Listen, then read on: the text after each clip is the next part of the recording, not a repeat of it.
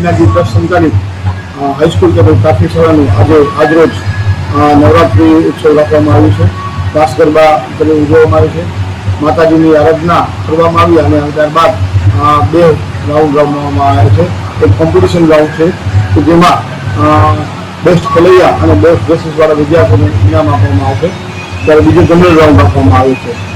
વિદ્યાર્થી જ્યારે અત્યારે માતાજીની આરાધના કરતા જ હોય છે રાત્રે, ત્યારે શાળામાં પણ આવું આયોજન કરી અને એના ટૂંકમાં એક આધ્યાત્મિક ભાવ વધે એ હેતુસર આ કરવામાં આવે છે. દર વર્ષે આ કરવામાં આવે છે અને ત્યારબાદ એમને ઇનામ પણ આપવામાં આવે છે.